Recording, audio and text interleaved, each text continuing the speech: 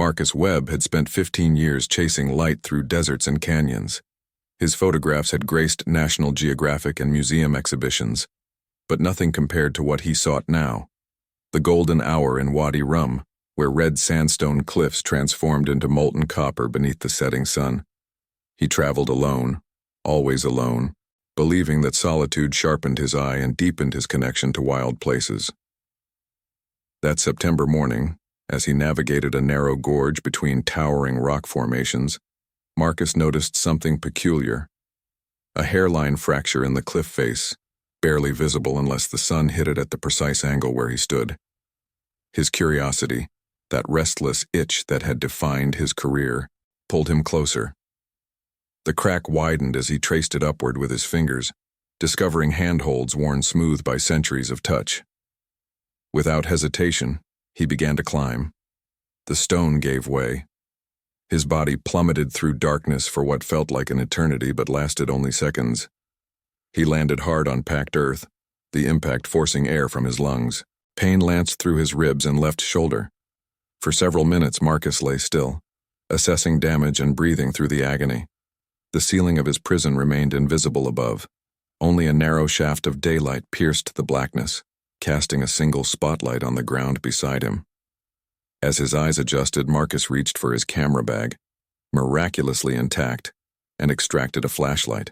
The beam revealed stone walls carved with deliberate precision, geometric patterns and symbols etched deep into the rock. His pulse quickened. This was no natural cavern. This was built. Chapter 1. The Descent. A deliberate discovery. Rising to his feet, Marcus steadied himself against the carved wall and surveyed his surroundings with the careful attention of a man who understood that the next few hours would determine whether this became an archaeological revelation or his tomb. The underground chamber stretched perhaps 30 feet in length and half that in width, the ceiling supported by pillars that had stood for untold centuries. His flashlight swept across the wall again, capturing details his mind struggled to process. The symbols resembled Nabatean script, angular, deliberate, belonging to the traders and rulers who once commanded this region. Dried ochre stained the stone in long vertical streaks, and beneath his boots, ash lay scattered like the remnants of long-extinguished fires. Marcus moved deeper into the chamber, his camera now raised instinctively. The photographer's eye superseded the injured adventurer's caution.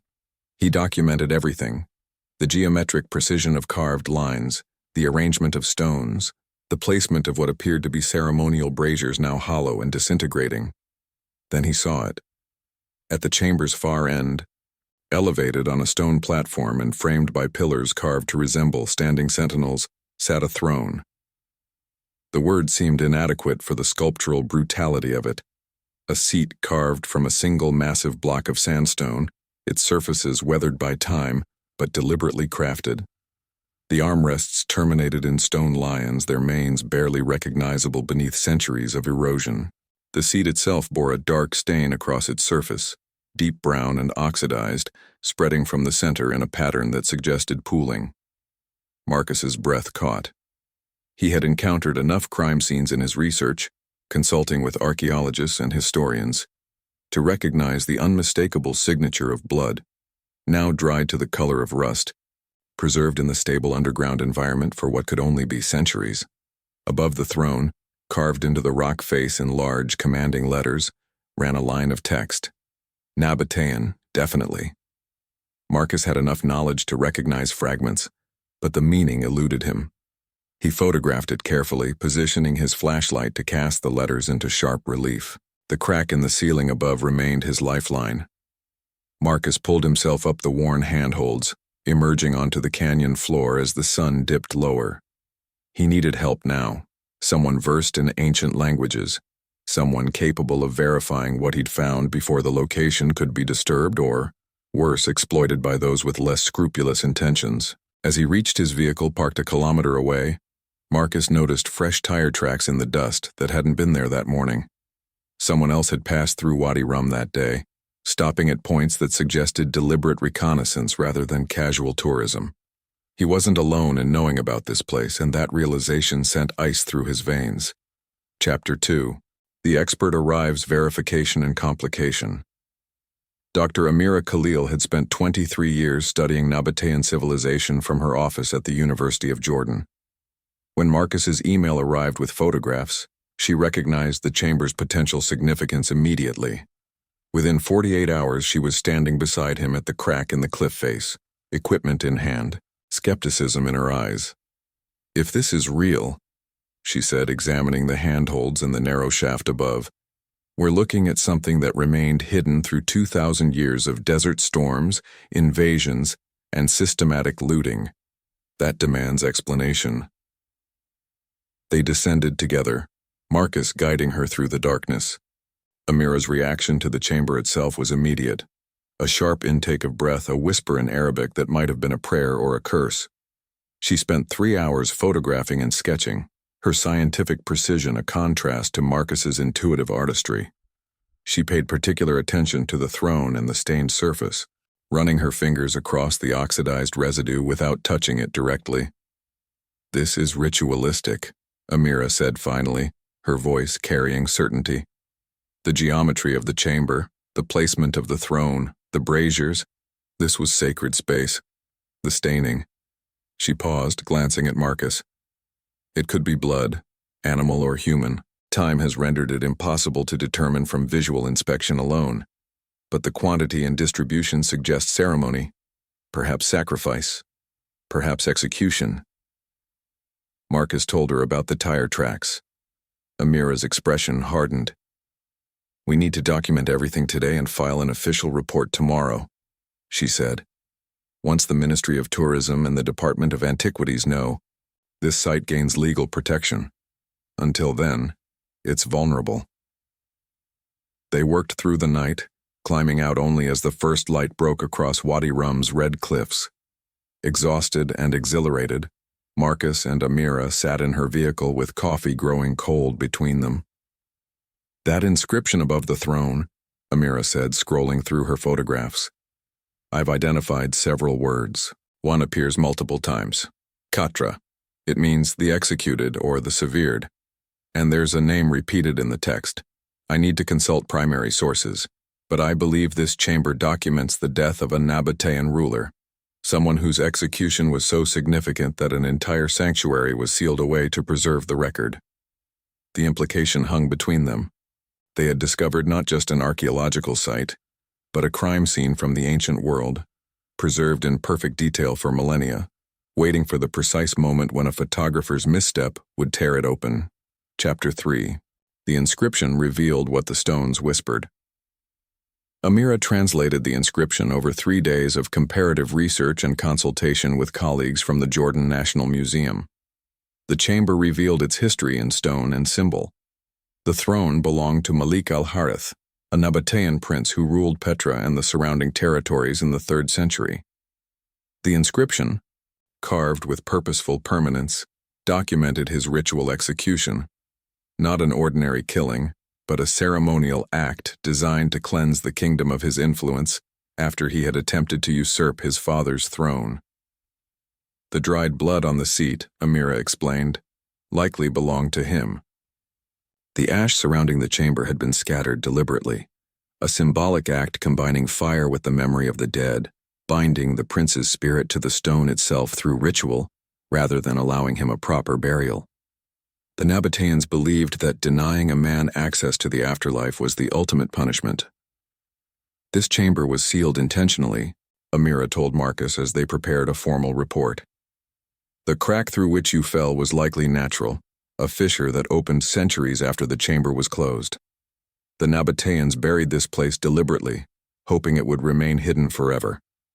A place of shame that required entombment. Marcus studied the photographs from his camera, each image a window into a distant tragedy.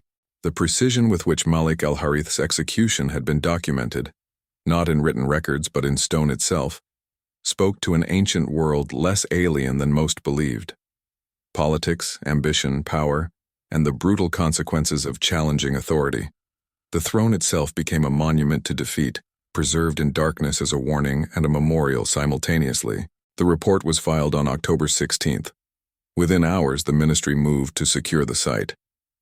Yet that evening, as Marcus reviewed his original photographs, he noticed something troubling.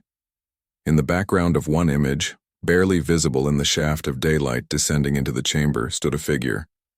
Human-shaped, positioned at the cliff's edge above, watching. If you're enjoying this adventure so far, tell us in the comments where in the world you're watching from. Chapter 4.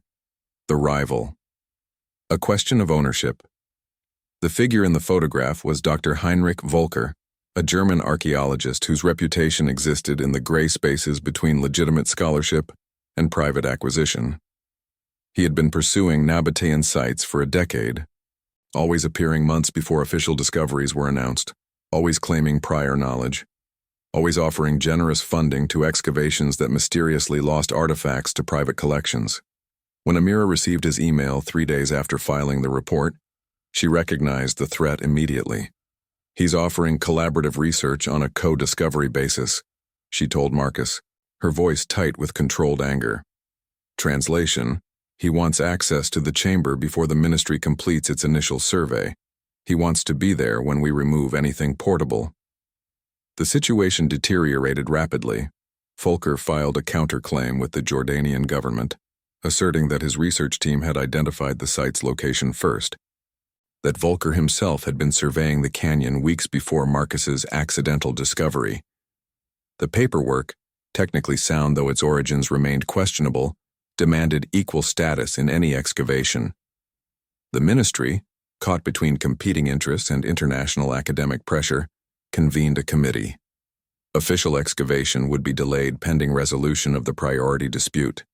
Marcus returned to the canyon alone, unable to tolerate the stalemate. He positioned himself at the crack's entrance and descended once more, his ribs still aching, his shoulders still weak. The chamber waited unchanged, the throne still holding its dark stain, the inscription still silent. That's when he found the marker. Someone had pried loose a stone from the chamber's far wall, leaving a deliberate gap. Scratched into the hidden surface in recent marks still showing stone dust was a single name, H.V., and a date from 2 months prior. Volker had been here.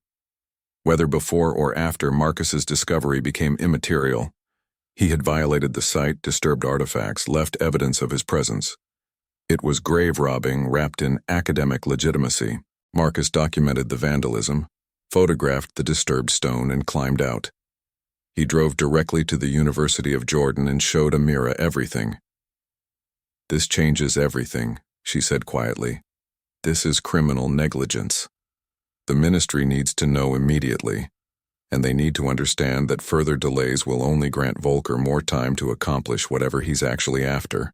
Chapter 5. The Race Secrets Beneath Stone. The ministry moved swiftly once the evidence of Volker's violation became clear. Amira was granted lead researcher status, with Marcus authorized as official photographer and documentation specialist. They had 1 week to fully survey and secure the chamber before the formal excavation would begin, a process that could take months. Volker's team, anticipating intervention, made their move on the 3rd night. Marcus was sleeping in his vehicle near the canyon entrance when headlights woke him. 3 SUVs arrived silently, parking 200 meters away. 8 figures emerged, carrying equipment and lanterns, moving with the coordination of a practiced operation. They weren't academics on a casual research trip. These were professionals executing an extraction. Marcus called Amira immediately, then the ministry's field office. He positioned himself at the crack, determined to prevent access, knowing with cold certainty that confrontation was now inevitable. The lead figure, Volker himself, identifiable even at distance, saw Marcus and stopped. A conversation ensued in heated German and broken English, voices carrying across the canyon floor. Volker's team carried tools designed for rapid excavation and removal. They'd come to extract the throne itself, to disassemble it in pieces if necessary, and transport it to a buyer who'd paid handsomely for the trophy. "You're destroying history," Marcus said, positioning himself fully across the crack's opening. "I'm preserving it," Volker replied coldly. "If the ministry controls this site, it remains locked away in bureaucratic darkness for decades. I can ensure the throne reaches the world's foremost museums, studied by legitimate scholars. I can ensure Malik Al-Harith's story is heard. The argument dissolved into the arrival of police vehicles, their lights cutting through the desert darkness. The ministry had mobilized faster than anyone anticipated. Volker's team scattered, some attempting to flee, others surrendering immediately. Volker himself remained, maintaining his composure even as officers approached. He was detained for questioning. His equipment was seized. His access to Jordanian archaeology terminated permanently. But damage had been done.